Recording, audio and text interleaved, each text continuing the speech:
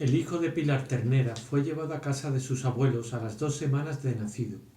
Úrsula lo admitió de mala gana, vencido una vez más por la terquedad de su marido, que no pudo tolerar la idea de que un retoño de su sangre quedara navegando a la deriva, pero impuso la condición de que se ocultara al niño su verdadera identidad.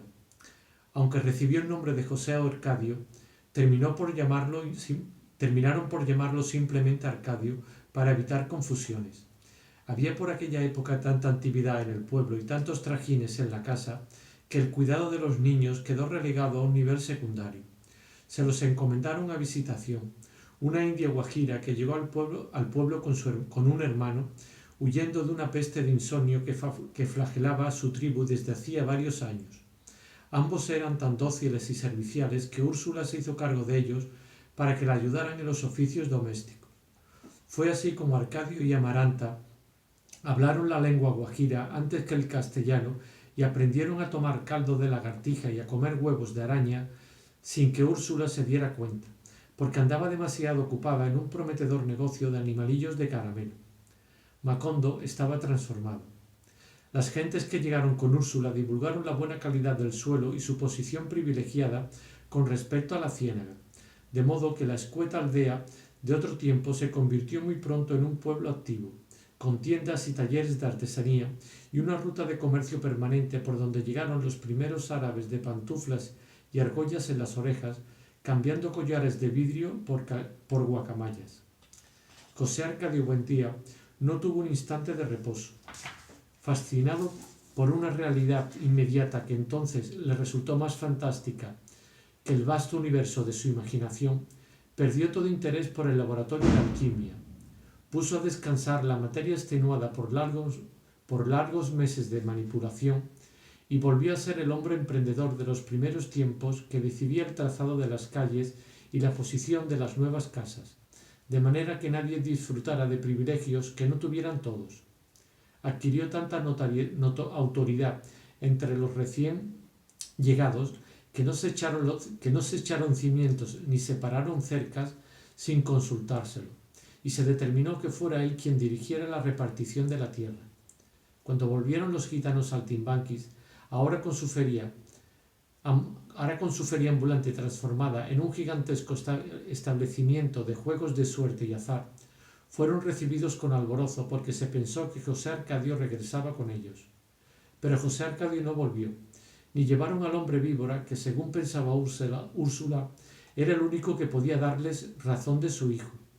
Así que no se les permitió a los gitanos instalarse en el pueblo ni volver a pisarlo en el futuro, porque se los consideró como mensajeros de la concupiscencia y la perversión. José Arcadio Buendía, sin embargo, fue explícito en el sentido de que la antigua tribu de Melquiades, que tanto contribuyó al engrandecimiento de la aldea con su milenaria sabiduría y sus fabulosos inventos, encontraría siempre las puertas abiertas. Pero la tribu de Melquiades, según contaron los trotamundos, había sido borrada de la faz de la tierra por haber sobrepasado los límites del conocimiento humano.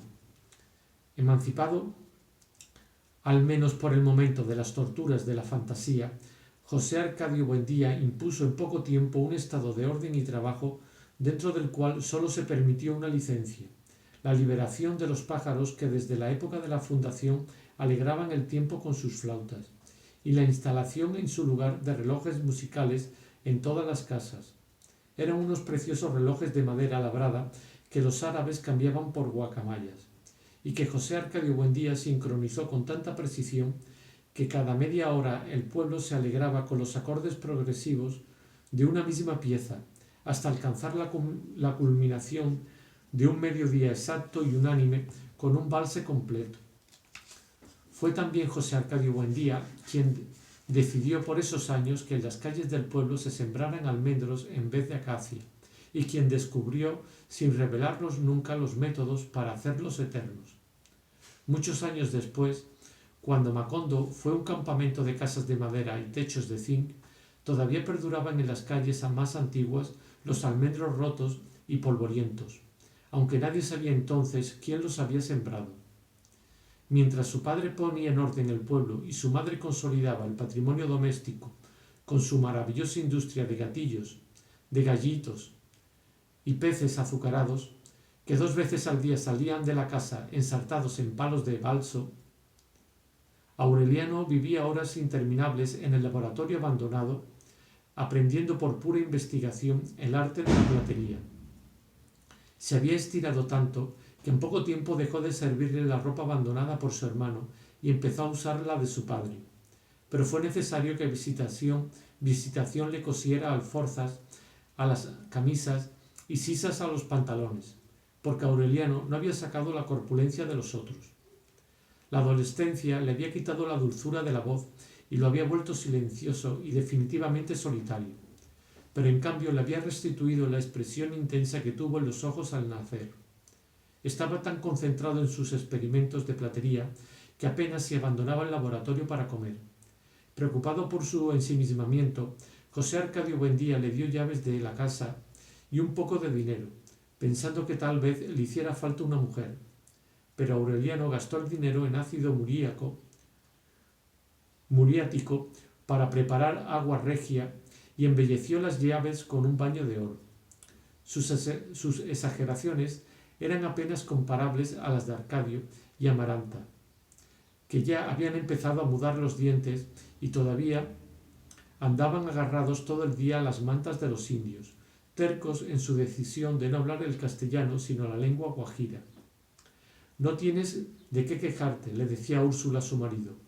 Los hijos heredan las locuras de sus padres. Y mientras se lamentaba de su mala suerte, convencida de que las extravagancias de sus hijos eran algo tan espantoso como una cola de cerdo, Aureliano fijó en ella una mirada que la envolvió en un ámbito de incertidumbre. Alguien va a venir, le dijo. Úrsula, como siempre que le expresaba un pronóstico, trató de detenerlo con su lógica casera. Era normal que alguien llegara. Decenas de forasteros pasaban a diario por Macondo sin suscitar inquietudes ni anticipar anuncios secretos. Sin embargo, por encima de toda lógica, Aureliano estaba seguro de su presagio. No sé quién será, insistió, pero el que sea ya viene en camino. El domingo, en efecto, llegó Rebeca. No tenía más de 11 años. Había hecho el penoso viaje desde Manaure con unos traficantes de pieles que recibieron el encargo de entregarla junto con una carta en la casa de José Arcadio Buendía, pero no pudieron explicar con precisión quién era la persona que les había pedido el favor. Todo el equipaje estaba compuesto por el baulito de la ropa, un pequeño mecedor de madera con florecitas de colores pintadas a mano y un talego de lona que hacía un permanente ruido de cloc, cloc, cloc, donde llevaban los huesos de sus padres. La carta dirigida a José Arcadio Buendía estaba escrita en términos muy cariñosos por alguien que lo seguía queriendo mucho a pesar del tiempo y la distancia y que se sentía obligado por un elemental sentido humanitario a hacerle la caridad de mandarle esa pobre huerfanita desamparada, que era prima de Úrsula en 2º grado y por consiguiente parienta también de José Arcadio Buendía, aunque en grado más lejano, porque era hija de ese inolvidable amigo que fue Nicanor Ulloa y su muy digna esposa Rebeca Montiel, a quien Dios tuviera en su santo reino, cuyos restos adjuntaba la presente para que les dieran cristiana sepultura. Todos los nombres mencionados, como la firma de la carta, tanto los nombres mencionados como la firma de la carta eran perfectamente legibles, pero ni José Arcadio Buendía ni Úrsula recordaban haber tenido parientes con esos nombres, ni conocían a nadie que se llamara como el remitente, y mucho menos en la remota población de Manaure. A través de la niña fue imposible obtener información complementaria. Desde el momento en que llegó, se sentó a chuparse el dedo en el mecedor y a observar a todos con sus grandes ojos espantados, sin que diera señal alguna de entender lo que le preguntaban. Llevaba un traje de diagonal teñido de negro, gastado por el uso, y unos desconchados botines de charol. Tenía un cabello sostenido detrás de las orejas con moños de cintas negras. Usaba un escapulario con las imágenes borradas por el sudor y en la muñeca derecha un colmillo de animal carnívoro montado en un soporte de cobre como amuleto contra el mal de ojo. Su piel verde, su vientre redondo y tenso como un tambor revelaban una mala salud y un hambre más vieja que ella misma. Pero cuando le dieron de comer, se quedó con el plato en las piernas sin probarlo. Se llegó inclusive a creer que era sordomuda, hasta que los indios le preguntaron en su lengua si quería un poco de agua, y ella movió los ojos como si los hubieran reconocido y dijo que sí con la cabeza. Se quedaron con ella porque no había más remedio. Decidieron llamarla Rebeca, que de acuerdo con la carta era el nombre de su madre, porque Aureliano tuvo la paciencia de leer frente a ella todo el santoral y no logró que reaccionara con ningún nombre. Como en aquel tiempo no había cementerio en Macondo, pues hasta entonces no había muerto nadie, conservaron el talego con los huesos en espera de que hubiera un lugar digno para sepultarlos. Y durante mucho tiempo estorbaron por todas partes y se les encontraba donde menos se suponía, siempre con su cloqueante cacareo de gallina clueca. Pasó mucho tiempo antes de que Rebeca se incorporara a la vida familiar. Se sentaba en el mecedorcito a chuparse el dedo en el rincón más apartado de la casa. Nada le llamaba la atención, salvo la música de los relojes, que cada media hora buscaba con ojos asustados, como si esperara encontrarla en algún lugar del aire. No lograron que comiera en varios días. Nadie entendía cómo no había muerto de hambre. Nadie entendía cómo no se había muerto de hambre, hasta que los indígenas que se daban cuenta de todo porque recorrían la casa sin cesar con pies sigilosos, descubrieron que Rebeca solo le gustaba comer la tierra húmeda del patio y las tortas de cal que arrancaba de las paredes con las uñas. Era evidente que sus padres, o quienquiera que la hubiese criado, la habían reprendido por ese hábito, pues lo practicaba escondida y con conciencia de culpa, procurando trasponer las raciones para comerlas cuando nadie la viera. Desde entonces las sometieron a una vigilancia implacable. Echaban hiel de vaca en el patio y untaban ají picante en las paredes, creyendo derrotar con esos métodos su vicio pernicioso. Pero ella dio tales muestras de astucia e ingenio para procurarse la tierra que Úrsula se vio forzada a emplear recursos más drásticos. Ponía jugo de naranja con ruibarbo en una cazuela que dejaba al sereno toda la noche, y le daba la pócima al día siguiente en ayunas. Aunque nadie le había dicho que aquel era el remedio específico para el vicio de comer tierra, pensaba que cualquier sustancia amarga en el estómago vacío tenía que hacer reaccionar al hígado. Rebeca era tan rebelde y tan fuerte, a pesar de su raquitismo, que tenían que barbearla como a un becerro para que tragara la medicina, y apenas si podían reprimir sus pataletas y soportar los enrevesados jeroglíficos que ella alternaban con mordiscos y escupitajos, y que, según decían los escandalizados indígenas, eran las obscenidades más gruesas que se podían concebir en su idioma. Cuando Úrsula lo supo, complementó el tratamiento con correazos. No se estableció nunca si lo que surtió efecto fue el ruibarbo o las tollinas o las dos cosas combinadas, pero la verdad es que en pocas semanas Rebeca empezó a dar muestras de restablecimiento. Participó en los juegos de Arcadio y Amaranta, que la recibieron como una hermana mayor, y comió con apetito sirviéndose bien de los cubiertos. Pronto se reveló que hablaba el castellano con tanta fluidez como la lengua de los indios, que tenía una habilidad notable para los oficios manuales y que cantaba el valse de los relojes con una letra muy graciosa que ella misma había inventado. No tardaron en considerarla como un miembro más de la familia. Era con Úrsula más afectuosa que nunca lo fueron sus propios hijos.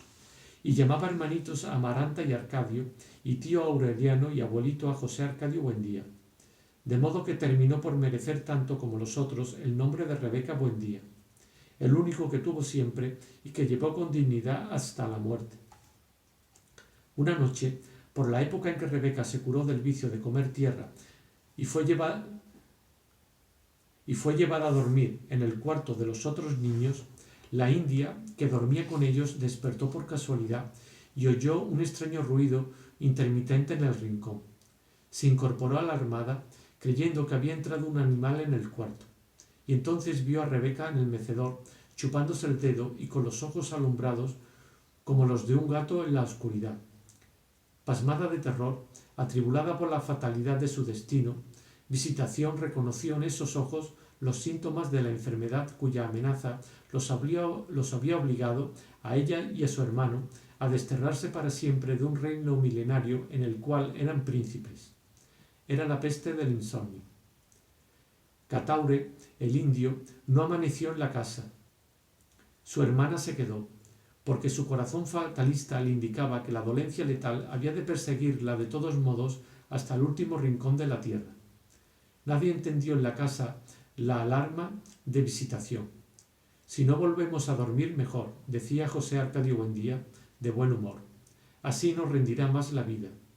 Pero la India les explicó que lo más temible de la enfermedad del insomnio no era la imposibilidad de dormir, pues el cuerpo no sentía cansancio alguno, sino su inexorable evolución hacia una manifestación más crítica, el olvido.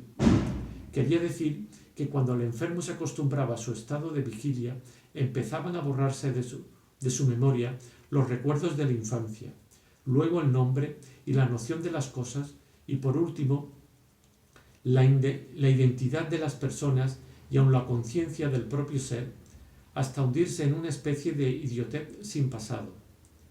José Arcadio Buendía, muerto de risa, consideró que se trataba de una de tantas dolencias inventadas por la superstición de los indígenas. Pero Úrsula, por si acaso, tomó la precaución de separar a Rebeca de los otros niños. Al cabo de varias semanas, cuando el terror de Visitación parecía aplacado, José Arcadio Buendía se encontró una noche dando vueltas en la cama sin poder dormir.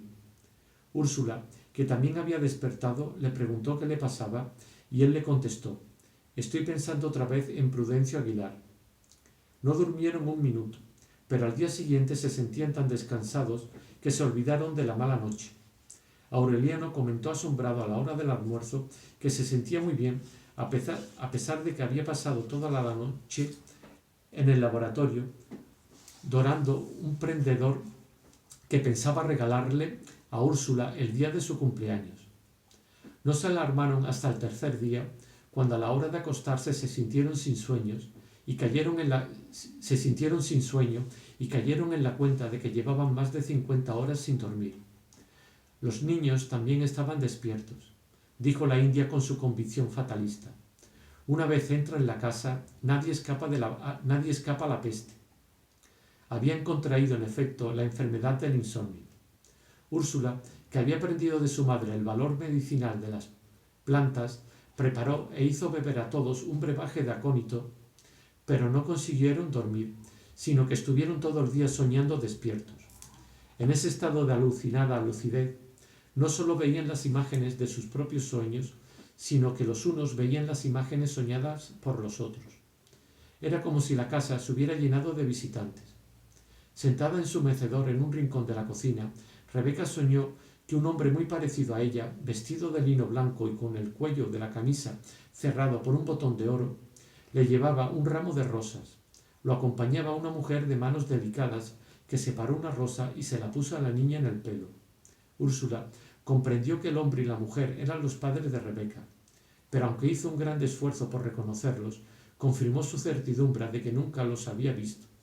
Mientras tanto, por un descuido que José Arcadio Buendía no se perdonó jamás, los animalitos de caramelos fabricados en la casa seguían siendo vendidos en el pueblo.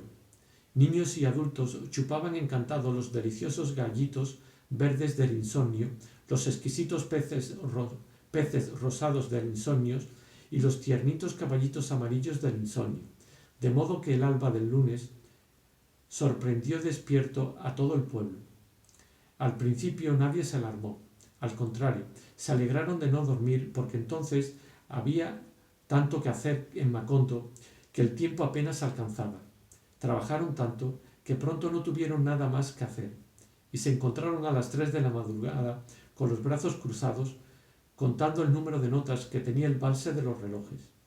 Los que querían dormir, no por cansancio, sino por nostalgia de los sueños, recurrieron a toda clase de métodos agotadores. Se reunían a conversar sin tregua, a repetirse durante horas y horas los mismos chistes, a complicar hasta los límites de la exasperación el cuento del gallo capón, que era un juego infinito en que el narrador preguntaba si querían que les contara el cuento del gallo capón, y cuando contestaban que sí, el narrador decía que no les había pedido que dijeran que sí, sino que si querían que les contara el cuento del gallo capón, y cuando contestaban que no, el narrador decía que no les había pedido que dijeran que no, sino que si querían que les contara el cuento del gallo capón, y cuando se quedaban callados, el narrador decía que no les había pedido que se quedaran callados, sino que si querían que les contara el cuento del gallo capón. Y nadie podía irse, porque el narrador decía que no les había pedido que se fueran, sino que si querían que les contara el cuento del gallo capón, y así sucesivamente, en un círculo vicioso que se prolongaba por noches enteras. Cuando José Arcadio Buendía se dio cuenta de que la peste había invadido el pueblo, reunió a los jefes de la familia para explicarles lo que sabía de la enfermedad del insomnio, y se acordaron medidas para impedir que el flagelo se propagara a otras poblaciones de la Ciénaga. Fue así como se quitaron a los chivos las campanitas que los árabes cambiaban por guacamayas y se pusieron a la entrada del pueblo a disposición de quienes desatendían los consejos y súplicas de los centinelas e insistían en visitar la población. Todos los forasteros que por aquel tiempo recorrían las calles de Macondo tenían que hacer sonar sus campanitas para que los enfermos supieran que estaban sanos. No se les permitía comer ni beber nada durante su estancia, pues no había duda de que la enfermedad solo se transmitía por la boca, y todas las cosas de comer y de beber estaban contaminadas de insomnio. En esa forma se mantuvo la peste circunscrita al perímetro de la población.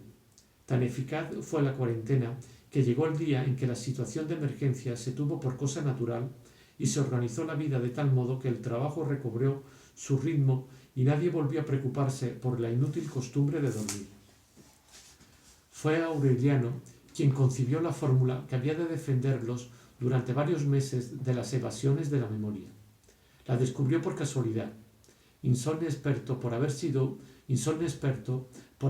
uno de los primeros, había aprendido a la perfección el arte de la platería. Un día estaba buscando el pequeño yunque que utilizaba para laminar los metales y no recordó su nombre. Su padre se lo dijo: Tas. Aureliano escribió el nombre en un papel que pegó con goma en la base del yunquecito. Tas. Así estuvo seguro de no olvidarlo en el futuro. No se le ocurrió que fuera aquella la primera manifestación del olvido, porque el objeto tenía un nombre difícil de recordar. Pero pocos días después descubrió que tenía dificultades para recordar casi todas las cosas del laboratorio. Entonces la marcó con el nombre respectivo, de modo que le bastaba con leer la inscripción para identificarlas. Cuando su padre le comunicó su alarma por haber olvidado hasta los hechos más impresionantes de su niñez, Aureliano le explicó su método, y José Arcadio Buendía lo puso en práctica en toda la casa y más tarde lo impuso a todo el pueblo. Con un hisopo entintado, marcó cada cosa con su nombre: mesa, silla, reloj, puerta, pared, cama, cacerola. Fue al corral y marcó los animales y las plantas: vaca, chivo, puerco, gallina, yuca, malanga, guineo. Poco a poco, estudiando las infinitas posibilidades del olvido, se dio cuenta de que podía llegar un día en que se reconocieran las cosas por sus inscripciones, pero no se recordara su utilidad. Entonces fue más explícito. El letrero que colgó en la cerviz de la vaca era una muestra ejemplar de la forma en que los habitantes de Macondo estaban dispuestos a luchar contra el olvido. Esta es la vaca.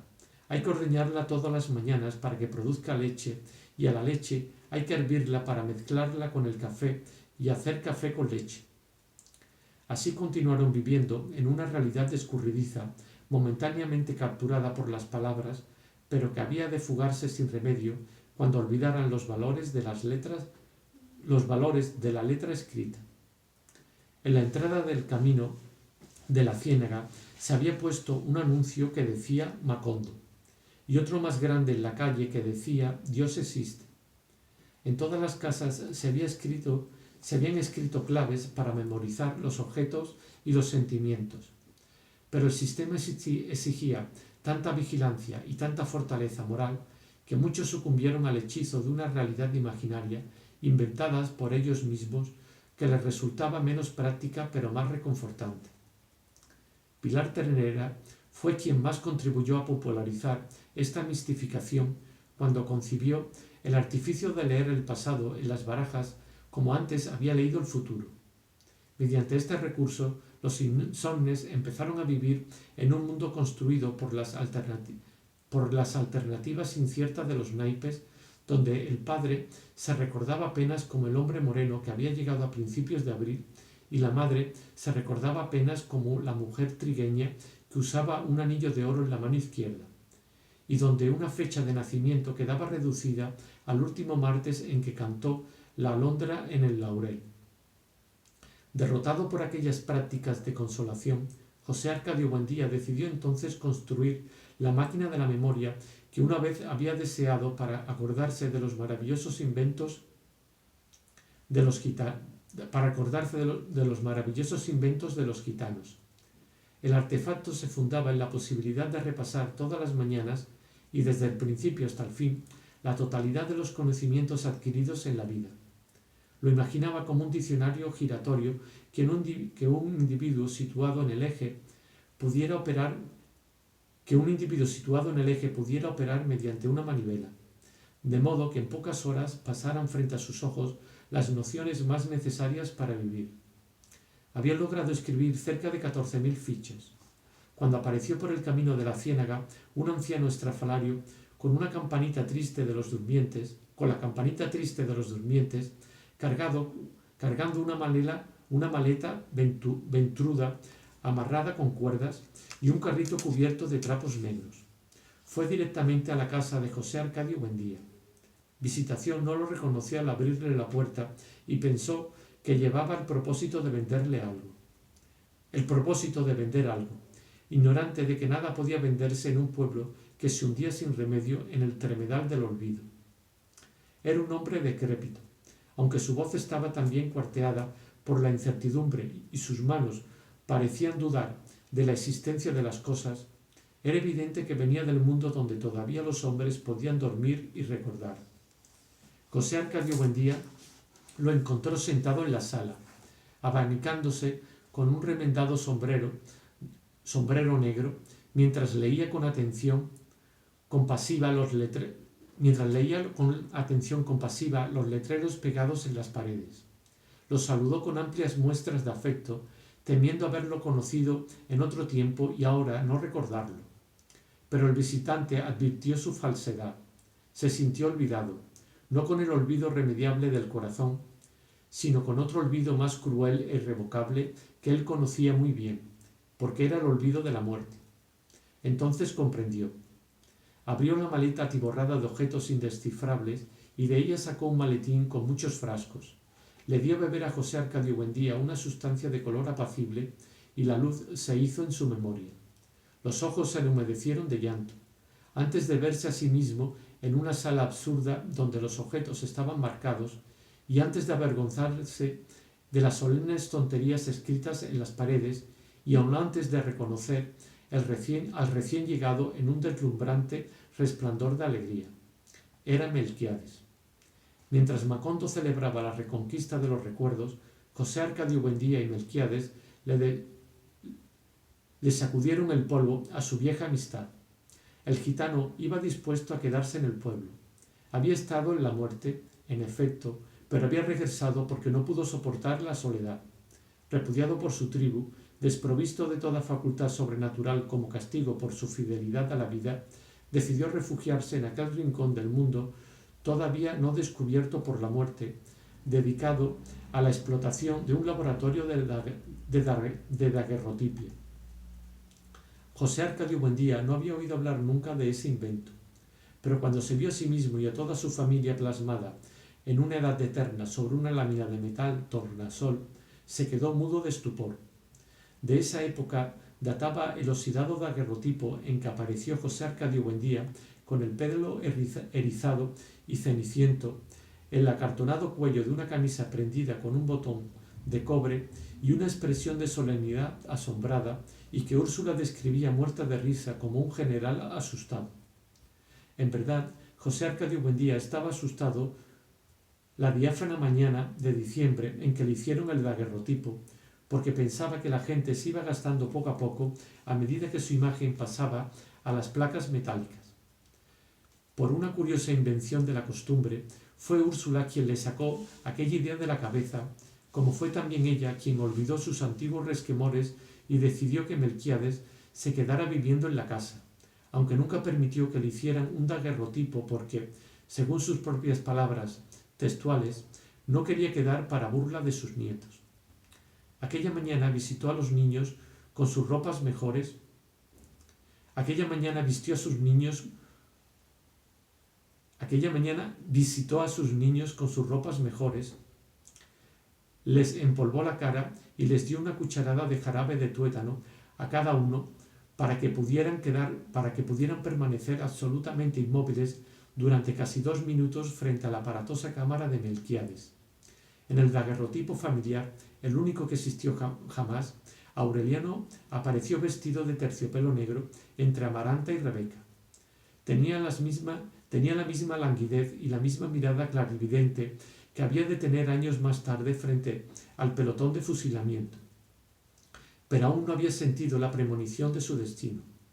Era un orfebre experto, estimado en toda la ciénaga por el preciosismo de su trabajo. En el taller que compartía con el disparatado laboratorio de Melquíades, apenas si se le oía respirar.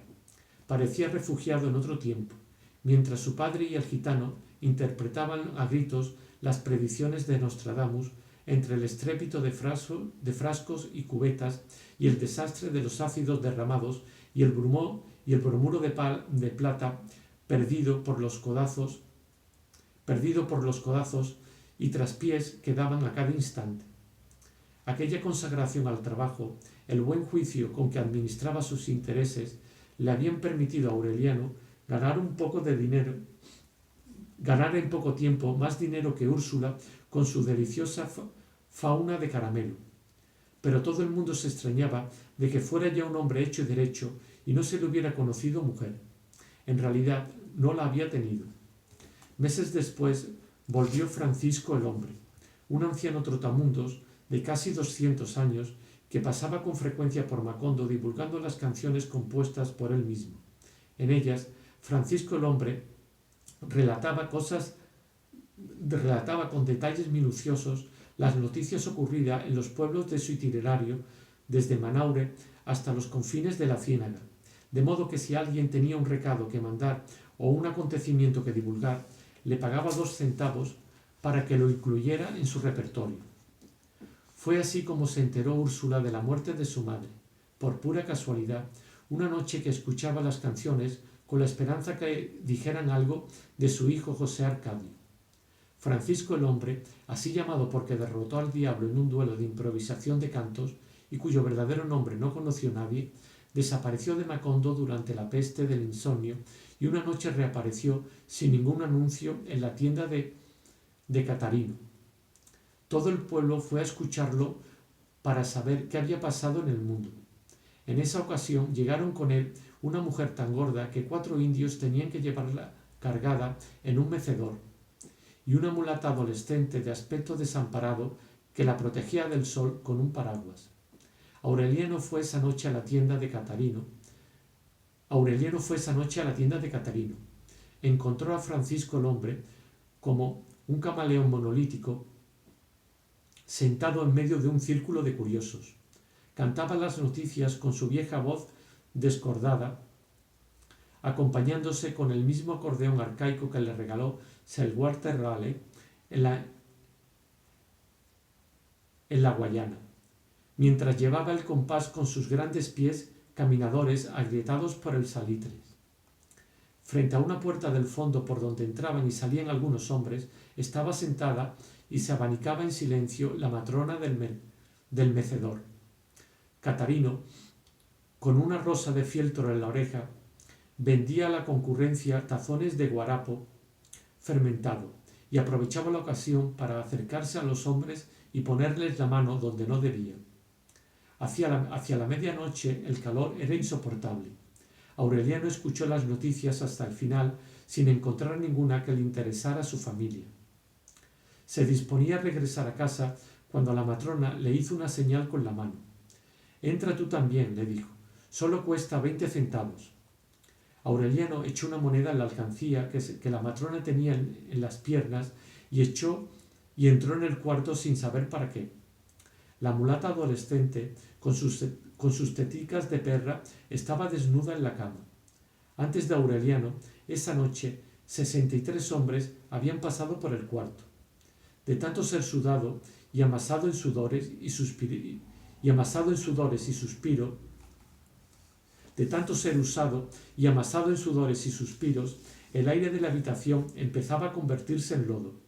La muchacha quitó la sábana empapada y le pidió a Aureliano que la tuviera de un lado. Pesaba como un lienzo. La exprimieron, torciéndola por los extremos hasta que recobró su peso natural. Voltearon la estera y el sudor salía del otro lado. Aureliano ansiaba que aquella operación no terminara nunca. Conocía la mecánica teórica del amor, pero no podía tenerse en pie a causa del desaliento de sus rodillas y aunque tenía la piel erizada y ardiente, no podía resistir a la urgencia de expulsar el peso de las tripas. Cuando la muchacha acabó de arreglar la cama y le ordenó que se desvistiera, él le hizo una explicación atolondrada. Me hicieron entrar, me dijeron que echara 20 centavos en la alcancía y que no me demorara. La muchacha comprendió su ofuscación. Si echa otros 20 centavos a la salida, puedes demorarte un poco más, dijo suavemente.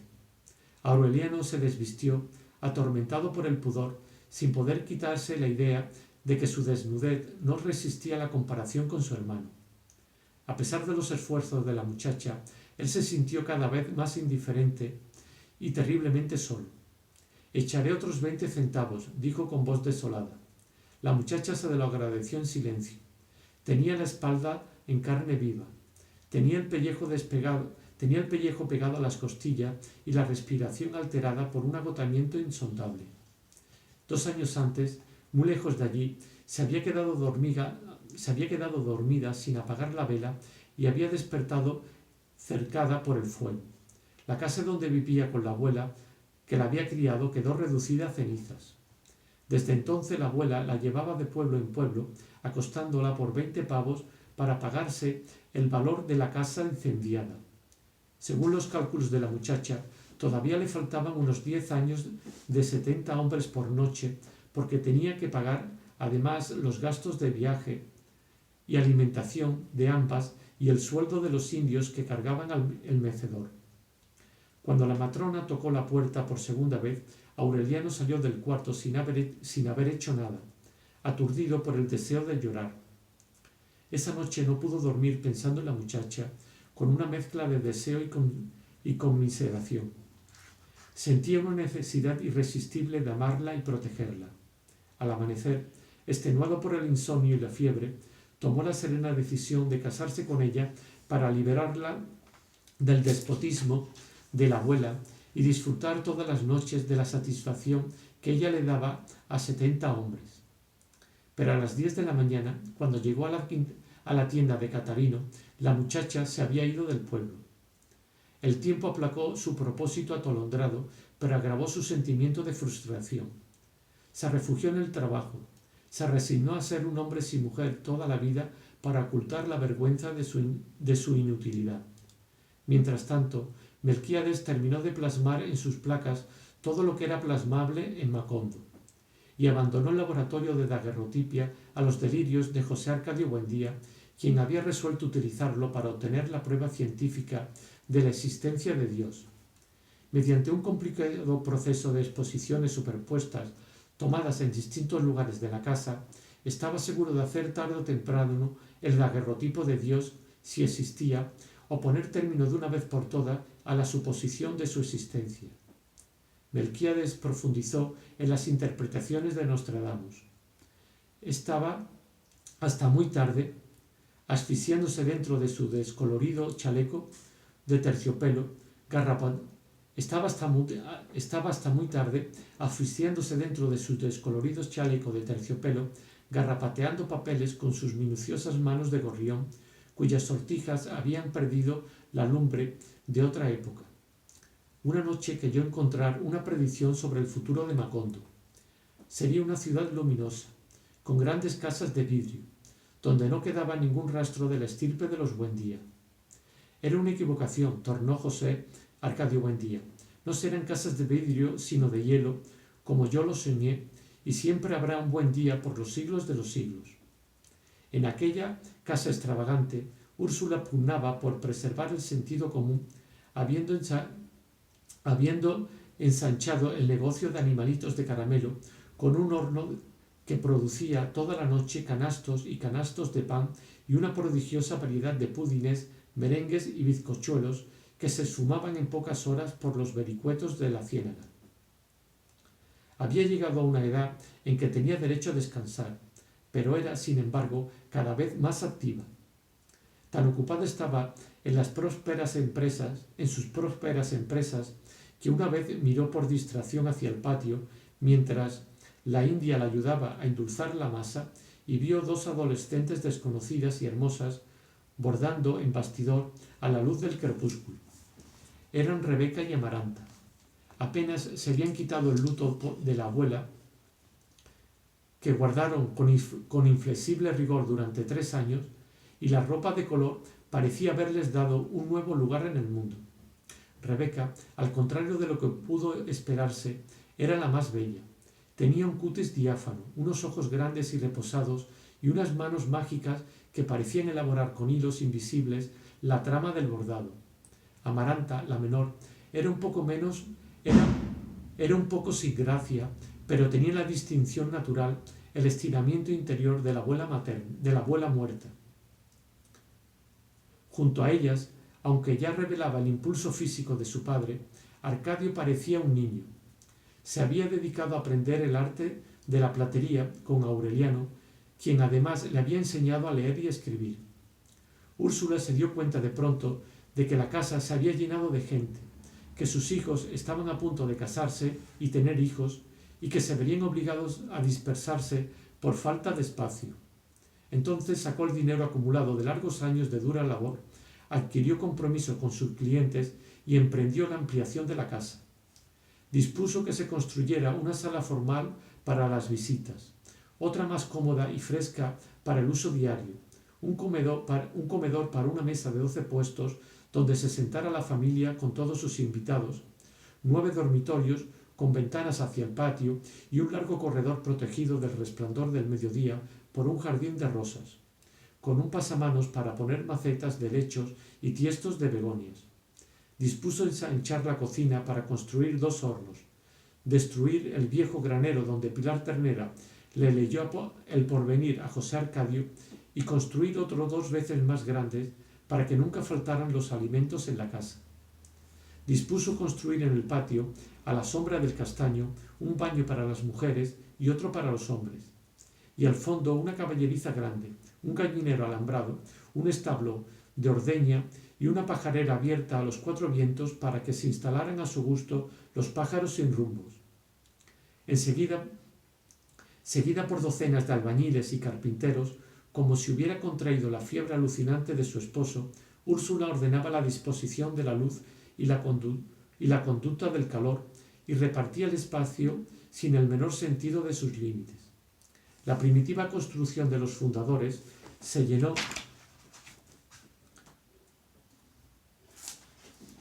de herramientas y materiales, de obreros agobiados por el sudor que le pedían a todo el mundo el favor de no estorbar, sin pensar que eran ellos quienes estorbaban, exasperados por el talego de huesos humanos que los perseguía por todas partes con su sordo cascabeleo.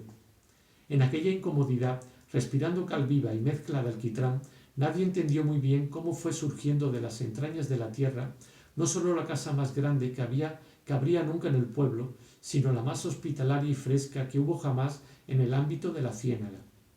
José Arcadio Buendía, tratando de sorprender a la divina providencia en medio del cataclismo, fue quien menos lo entendió.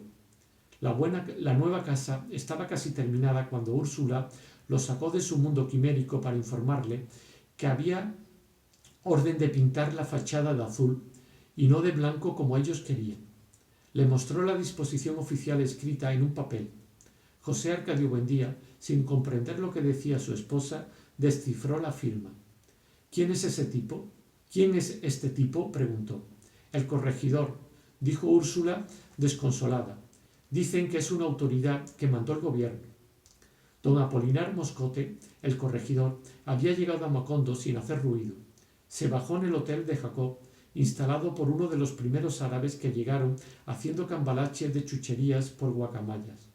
Y al día siguiente alquiló un cuartito con puerta hacia la calle a dos cuadras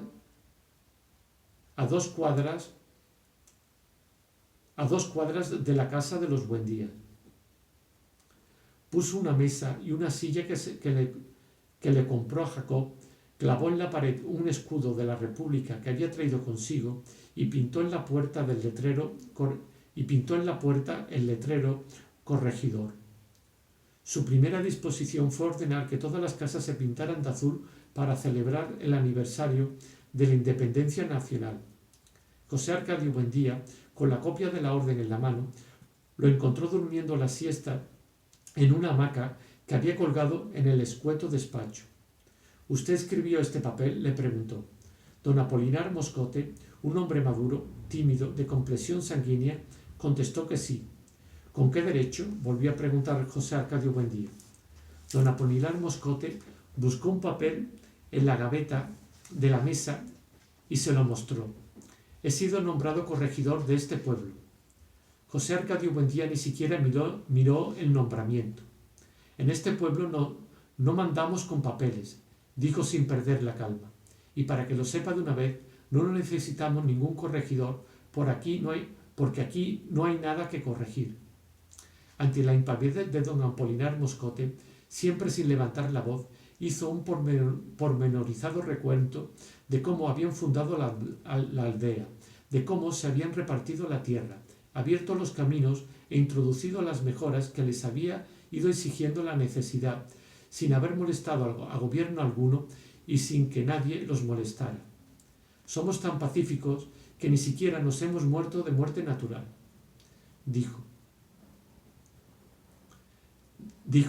Ya ve que todavía no tenemos cementerio. No se dolió de que el gobierno no los hubiera ayudado. Al contrario, se alegraba de que hasta entonces los hubiera dejado crecer en paz y esperaba que así los siguiera dejando, porque ellos no habían fundado un pueblo para que el primer advenedizo les fuera a decir lo que debían hacer.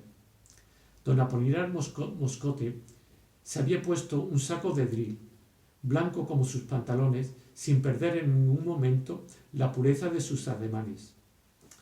De modo que si usted se quiere quedar aquí, como otro ciudadano común y corriente, sea muy bienvenido, concluyó José Arcadio Buendía. Pero si viene a implantar el desorden, obligando a la gente a que pinte su casa de azul, puede agarrar sus corotos y largarse por donde vino. Porque mi casa ha de ser blanca como una paloma. Don Apolinar Moscote se puso pálido, dio un paso atrás y apretó las mandíbulas para decir con una cierta aflicción: quiero advertirle que estoy armado. José Arcadio Buendía no supo en qué momento se le subió a las manos la fuerza juvenil con que derribaba un caballo. Agarró a don Apolinar Moscote por la solapa y lo levantó a la altura de los ojos.